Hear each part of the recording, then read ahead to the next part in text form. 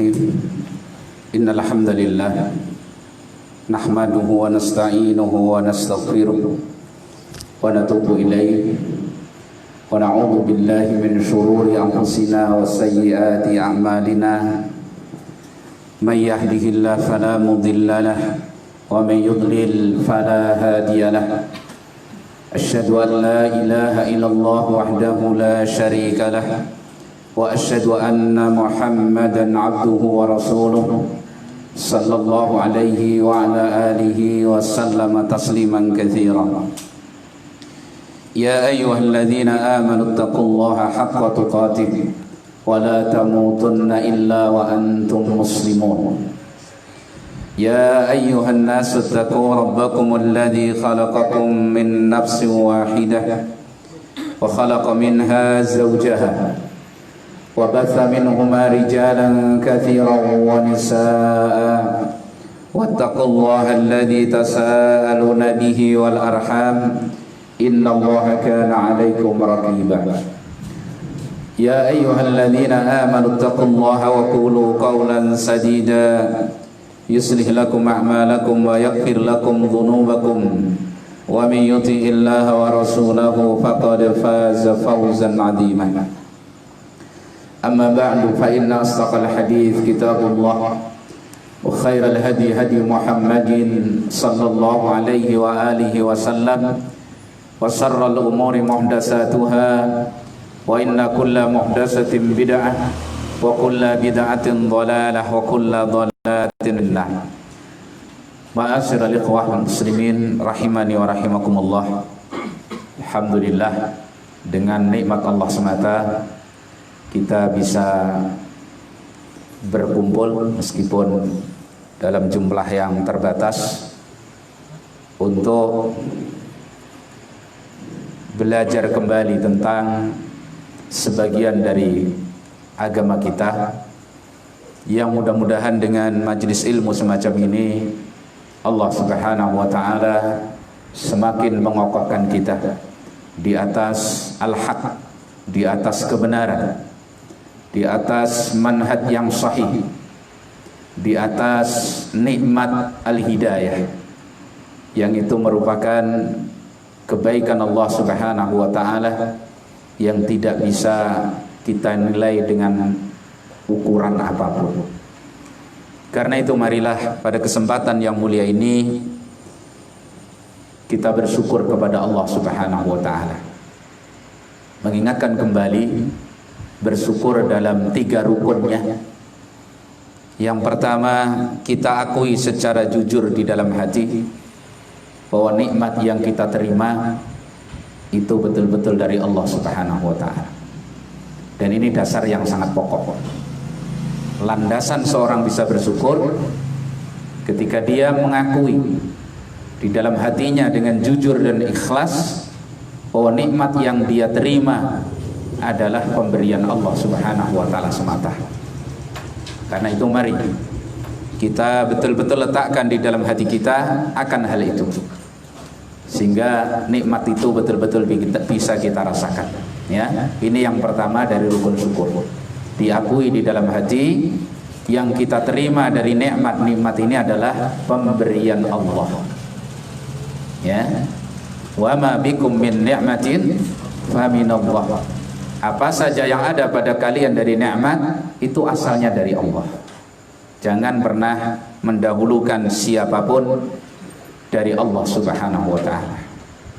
Ya, dulu sudah kita sampaikan dari orang-orang yang hebat sekelas para nabi dan rasul, mereka selalu mendahulukan Allah Subhanahu wa taala.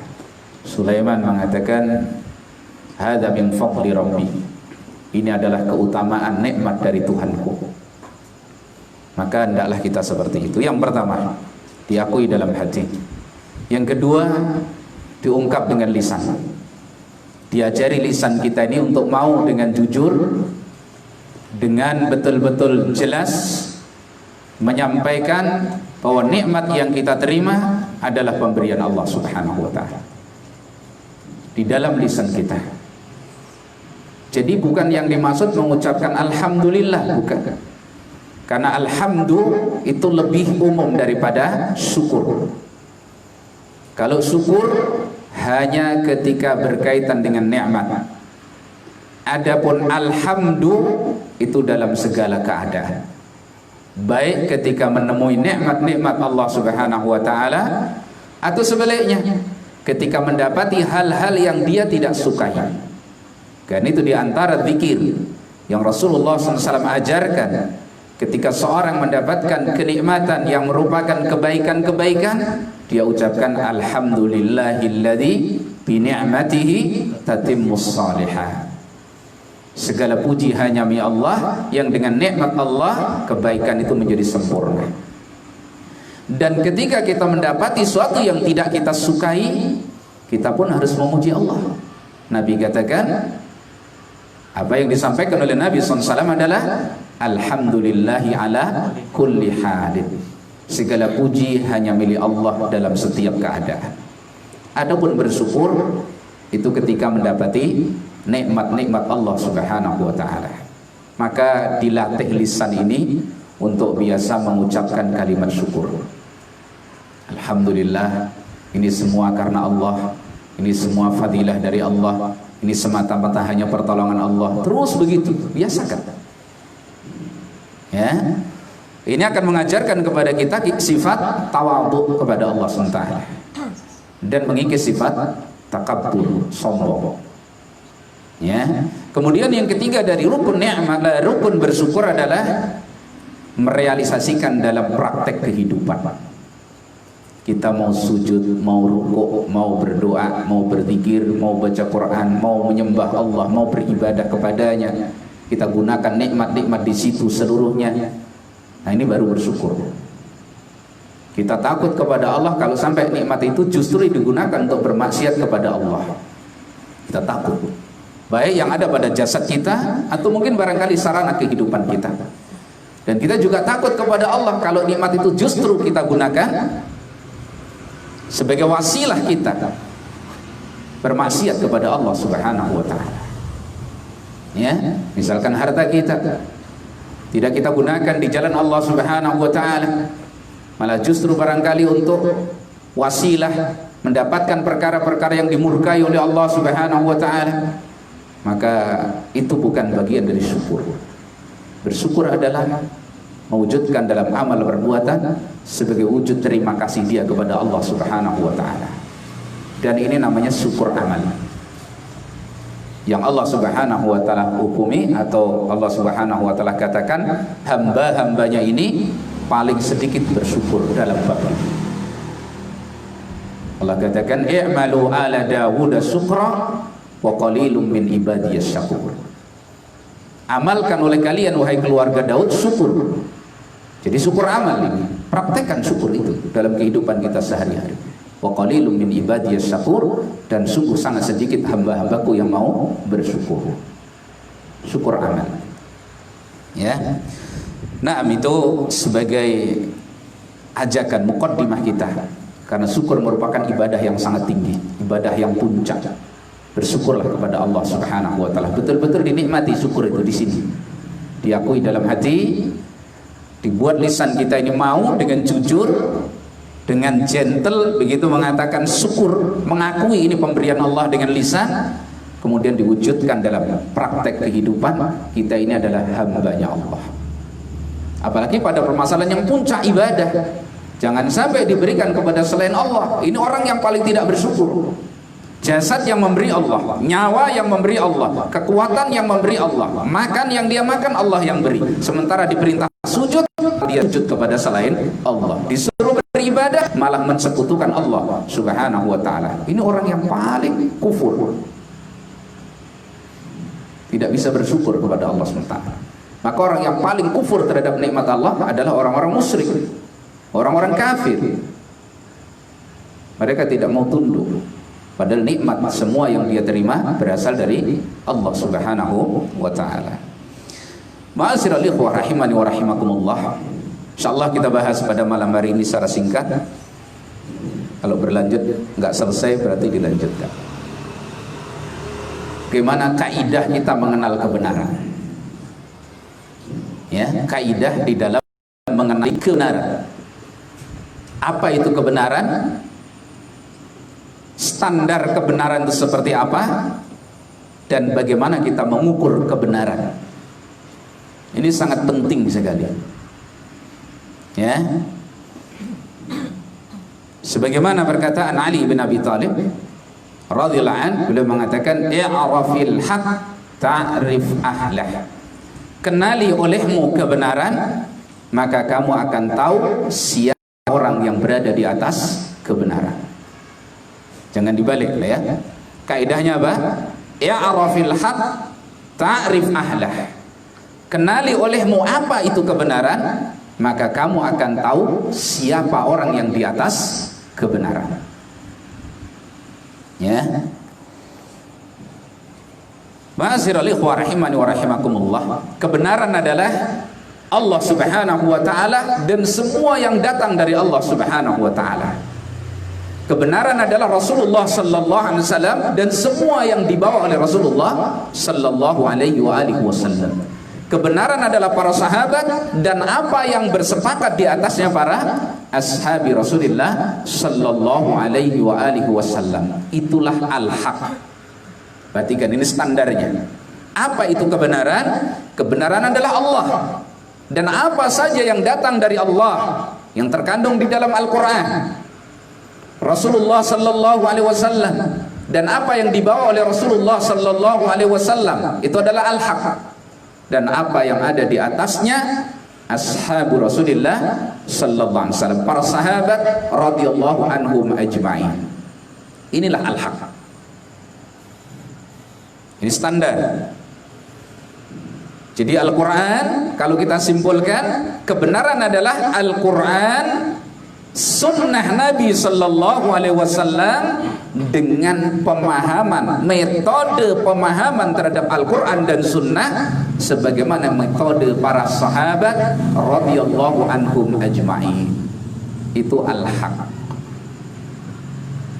Saya ulangi, kebenaran adalah, kalau kita rinci, Allah dan apa yang datang dari Allah Subhanahu wa taala, Al-Quran, Islam, ya, Rasulullah sallallahu alaihi wasallam dan semua yang dibawa oleh Nabi sallallahu alaihi wasallam, sunnah. Kemudian apa yang ada di atasnya para sahabat radhiyallahu anhum ajma'in. Al-Quran dan sunnah dengan metode pemahaman terhadap keduanya, yaitu dengan metode pemahaman para ashabi Rasulullah sallallahu alaihi wasallam. Ini al-haq, kebenaran. Ditanamkan maksudnya. Kita tanamkan pada diri kita. Kalau kita ringkas, itulah yang disebut dengan manhajus salaf. Atau istilah lain adalah aqidatus salaf. Atau istilah lain adalah manhaj ahli sunnati wal jamaah, atau aqidah ahli sunnati wal jamaah. Karena ukuran kebenaran itu di dalam manhaj, di dalam aqidah. Ya, itu na'am. Jadi seperti itu. Jelas ya kebenaran. Kemudian apa ciri kebenaran ini? Supaya kita tahu. Ya. Tadi Al-Quran jelas sepakat kaum muslimin itu adalah kebenaran. Rasulullah sallallahu alaihi wasallam sepakat kaum muslimin itu adalah kebenaran. Cuman berbedanya di dalam metode memahami Al-Quran dan sunnah. Makanya tadi kita ikat dengan satu pemahaman. Tidak boleh dua, apalagi tiga. Tidak mengenal penduaan. Jadi satu-satunya pemahaman yang hak terhadap agama Allah Subhanahu wa taala, metode pemahamannya adalah pemahaman para ashabi Rasulullah sallallahu alaihi wasallam. Yang disebut dengan manhajus salaf. Nanti kita akan terangkan dalil kenapa kita harus mengambil pemahaman para sahabat. Ya. Cirinya, ciri pemahaman yang benar ini adalah pertama, berpegang dengan dohirnya Al-Quran dan sunnah Nabi dalam semua permasalahan akidah. Nanti diingat-ingat loh ya. Karena klaim semata tanpa wujud yang benar di dalam diri kita itu tidak memberi manfaat. Pengakuan semata tanpa wujud yang benar di dalam diri kita akan kebenaran tersebut itu tidak memberi manfaat apa-apa. Ciri yang pertama kebenaran, metode pemahaman yang benar terhadap agama, manhajus salaf, tentu dalam bab akidah ini. Kalau masalah fikih luas dan itu tidak standar. Jelas ya? Yang pertama, berpegang teguh dengan dohirnya dalil dari Al-Quran dan Sunnah dalam seluruh permasalahan akidah atau manhaj.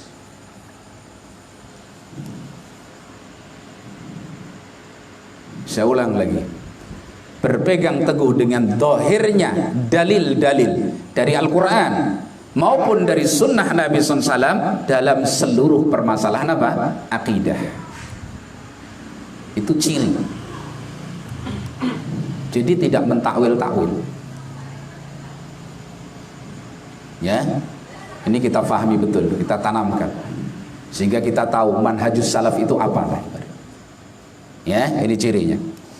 Jadi kalau orang ada dalil harus diukur dengan akalnya dulu, ada dalil harus kembali ke ucapan fulan-fulan dulu, enggak. Dohirnya dalil itu seperti apa? Yang sering menjadi pembicaraan para ulama itu biasanya dalam bab akidah, lebih khusus lagi dalam bab ayat-ayat yang mereka atau manusia katakan ayat-ayat mutasyabih, yaitu dalam bab akidah khususnya al-asma was sifat, nama-nama dan sifat-sifat Allah Subhanahu wa taala. Jadi standar. Jadi kalau Allah menyatakan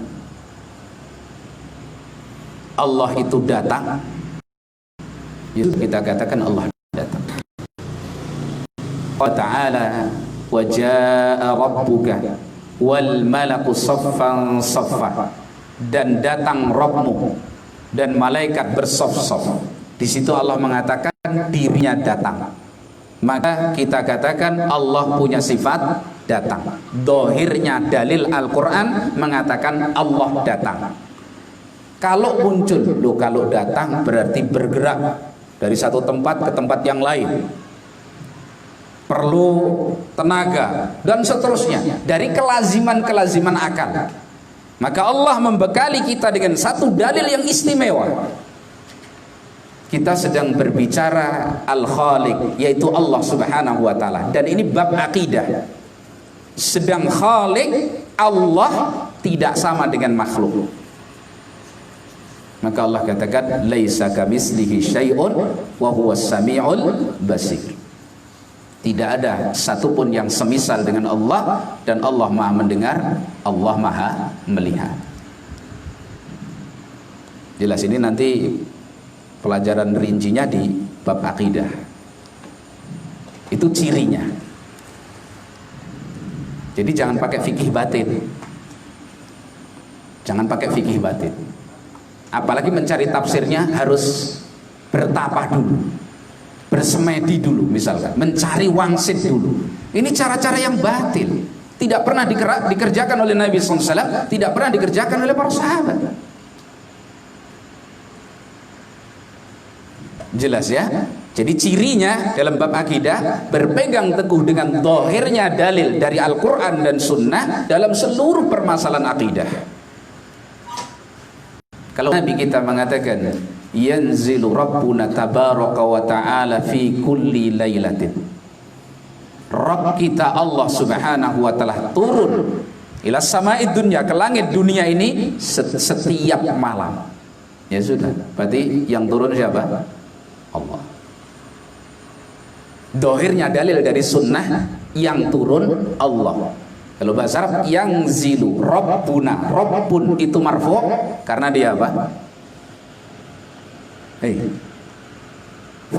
Fa'il. Fa'ilnya fi'il yanzilu, fa'ilnya Rabbun, sehingga dia marfu. Nah, fa'il itu pelaku fi'il. Fi'ilnya yanzil, artinya turun. Berarti siapa yang turun? Rabb. Rabb kita siapa? Allah. Berarti yang turun siapa? Allah. Jangan, oh bukan Allah yang turun. Yang turun rahmatnya Allah. Nah, ini nggak berpegang dengan dohirnya dalil. Karena lahirnya dalil, nampak lahirnya dalil ini yang turun siapa? Rabb. Kalau Rasulullah mau mengatakan yanzilu rahmatu rabbina, mampu apa nggak mampu? Mampu. Tapi yang diucapkan oleh Nabi adalah yanzilu rabbuna tabaraka wa ta'ala. Yang turun adalah Rabb kita Allah. Akal loh, kalau turun berarti kan dari atas ke bawah, berarti Allah kecil dilingkupi ruang. Ini kan pikiran kita manusia. Kita sedang berbicara tentang siapa? Al-Khaliq, Allah. Sedang Allah sudah tegaskan laisa kamislihi syai'un wa huwas samiul basir. Tidak sama dengan sesuatu apapun. Allah Maha mendengar, Allah Maha melihat. Berarti turunnya Allah bagaimana? Ya sesuai dengan kesempurnaan Allah. Jelas ya. Ini akidah yang diwarisi dari salaf kita. Kalau kita kembali ke contoh nanti banyak sekali. Ya, ini ciri yang pertama. Kemudian yang kedua, cirinya adalah ciri yang sangat mendasar. Kita berikan tidak pernah mendahulukan akal daripada nakal di dalam bab-bab akidah. Jadi kalau kita isbatkan, kita tetapkan ciri akidah yang hak adalah di dalam masalah akidah mendahulukan dalil-dalil syar'i daripada akal fikiran manusia. Saya ulang itu kaidahnya. Mendahulukan dalil-dalil syar'i daripada akal fikiran manusia. Apalagi masalah akidah kan yang kita bahas. Banyak sekali masalah akidah yang tidak bisa dijangkau oleh akal fikiran manusia. Jadi ketika nampaknya berbenturan antara akal fikiran kita dengan dalil, berarti mana yang dipakai? Dalil. Akal kita kalahkan. Karena akal itu ibarat mata, dalil itu ibarat cahaya.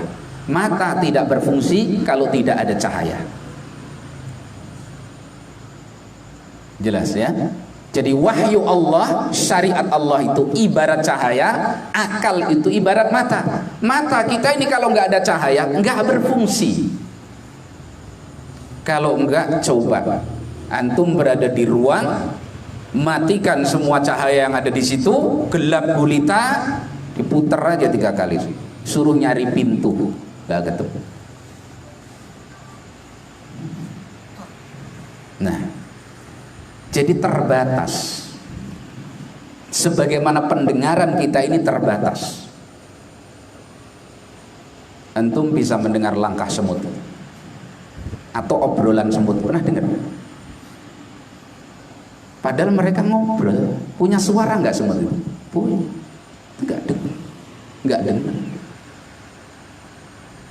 Berarti kemampuan kita mendengar terbatas apa sempurna? Terbatas. Demikian juga akal kita terbatas. Pandangan mata kita terbatas. Itu. Bahkan dulu sama sekarang aja udah beda. Dulu saya ngeliat tulisan begini, sekarang udah harus tambah alat. Terus seperti itu mau menguasai pemahaman dalil, rusak. Berarti ciri yang kedua, mendahulukan dalil-dalil nas syar'i daripada akal fikiran manusia. Makanya kalau ada nanti ukuran manusia seperti itu, ini manhaj loh ya. Kalau orang di dalam beragamanya sudah lebih mengedepankan akal fikirannya daripada dalil, curigai dia tidak berada di atas kebenaran. Nanti kalau ada seorang keliru dalam bab akidah, keliru, tapi itu bukan dasar beragamanya, ini masih dimaafkan. Bisa dipahami maksudnya?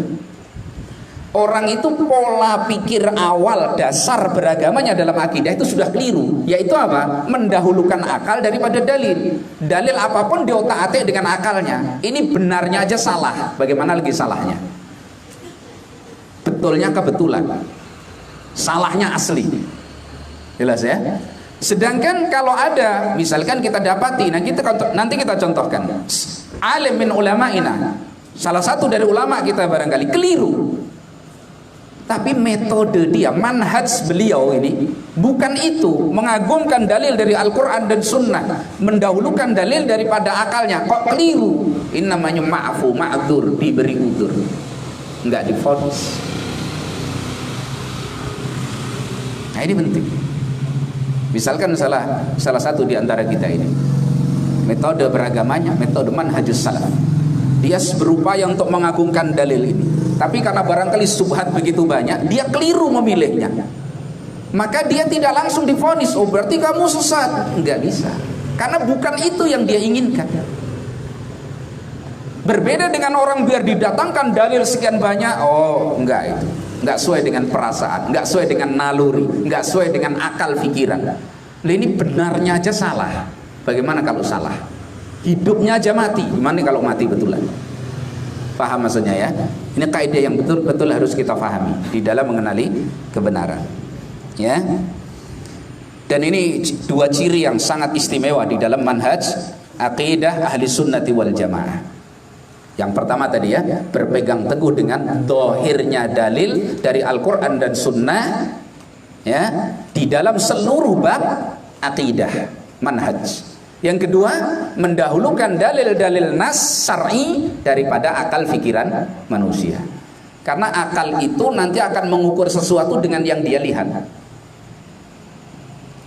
Antum pernah dapat informasi tentang tangan? Ya begini tangan. Begitu mendengar kalimat tangan, maka gambaran kita akan menuju kepada apa? Tangan yang kita kenali. Ini maklum, manusia kan begitu. Apa coba informasi yang enggak seperti itu? Mesti, pikiran manusia mesti mengarah kepada informasi yang masuk kepada apa? Akalnya. Ketika Allah mengatakan dirinya punya tangan, mesti akal ini akan menyeret kita kepada tangan yang dikenal. Oh, itu. Karena itulah Allah ingatkan di dalam ayatnya yang muhkam, ayat-ayatnya yang pasti dan jelas, laisa kamitslihi syai'un wa huwas samiul basir. Tidak ada satupun yang semisal dengan Allah. Allah Maha mendengar, Allah Maha melihat. Itu kan ada penafian, penolakan. Tidak ada satupun yang semisal dengan Allah. Titik ya. Berarti tidak ada. Allah Maha mendengar, Allah Maha melihat. Ini penetapan. Allah mendengar, Allah melihat. Antum mendengar? Dengar gak? Antum melihat? Sama nggak dengan mendengar dan melihatnya Allah? Itu maksudnya. Berarti meskipun Allah itu Maha mendengar, Allah itu mendengar dan Allah melihat, itu laisa kamitslihi syai'un. Bisa difahami? Udah ini jadi konsumsi antum maksudnya ya. Saya nggak salah konsumen maksudnya gitu ya. Nah, ini perkara yang penting sehingga kita nanti mengukur kebenaran itu tahu standarnya. Apa itu manhajus salaf? Ya, nah. Taib, itu kita sebutkan dua ciri. Sebenarnya kalau yang lain banyak, tapi ciri pokoknya itu. Nanti gunakan itu standar ukuran. Karena akidah ukurannya. Kalau fikih luas, sekali lagi kalau fikih luas. Ya, tapi standar adalah manhaj, akidah. Kalau seorang itu sudah akidahnya lurus, manhajnya lurus dengan ciri yang tadi disebutkan, insya Allah dia selamat. Insya Allah dia selamat. Ya, nah seperti itu. Kemudian ciri kenapa kita harus pakai metode pemahaman para sahabat? Ya, pertama kita lihat dalil-dalil yang ada di situ. Jadi kebenaran Allah Subhanahu Wa Taala, Rasulullah SAW, dan apa yang ada di atasnya para sahabi Rasulullah Sallallahu Alaihi Wasallam. Allah Subhanahu Wa Taala menyatakan dalam surat Al-Baqarah ayat 147, Allah menyatakan al-haqqu mir rabbika fala takunanna minal mumtarin. Kebenaran itu adalah dari Tuhanmu, Rabbmu. Berarti kebenaran berasal dari Allah. Berarti Allah itu al-haq. Dzalika bi anna Allah huwal haq. Allah itu al-haq. Islam dari Allah. Islam adalah al-haq. Al-Quran tanzilu min rabbil alamin. Berarti Al-Quran adalah al-haq. Fala takunanna minal mumtarin. Maka jangan kamu menjadi orang yang ragu-ragu. Dan Allah jamin di awal Al-Quran, Allah mengatakan dzalikal kitabu la raiba fihi. Itu adalah Alkitab, yaitu Al-Quran. La raiba fihi. La di sini kalau bahasa Arab namanya la nafiyah lil jins. Sudah belajar ini? Bandar Sakti? Belum. Dari dulu belum nyampe ke sini. Susah barangkali antum diajarin ini. La nafiyah lil jinsi. Jadi menolak secara total keraguan, karena isimnya raiba, la raiba fihi, kembali kepada kitab tersebut. Jadi tidak ada satupun di dalam Al-Quran itu yang meragukan, gak ada keraguan, ilmiah, betul-betul ilmiah dan sesuai dengan realita yang dikhabarkan. Makanya orang yang mempelajari Al-Quran berarti dia mempelajari Al-Haq, dia mempelajari ilmu. Itu ditegaskan, dzalikal kitabu la raiba fihi. Kitab Al-Quran adalah tidak ada keraguan. Kita muslim harus imani. Makanya keimanan kepada Al-Quran itu jangan keimanan warisan saja, harus betul-betul dibuktikan bahwa Al-Quran itu betul-betul tidak ada yang meragukan. Jangan kamu beriman dengan Al-Quran, iya tapi ayat ini saya kok ragu ya. Loh, muskilah seperti itu. Ini kebenaran dari Allah, Al-Quran, ya. Kemudian Allah Subhanahu wa taala menyatakan tentang Yahudi dan Nasrani, kaum Yahudi dan kaum An-Nasara. Allah mengatakan wa inna fariqam minhum la yaktumuna al-haqqa wa hum ya'lamun. Ini sebenarnya sebelum ayat yang di atas tadi, ya. Wa inna fariqam minhum la yaktumuna al-haqqa wa hum ya'lamun. Dilanjutkan tadi al-haqqu min rabbika fala takunanna minal mumtarin. Allah menyatakan dan sesungguhnya sekelompok dari mereka, yaitu Yahudi atau Nasara, mereka betul-betul menyembunyikan kebenaran, padahal mereka tahu kebenaran itu.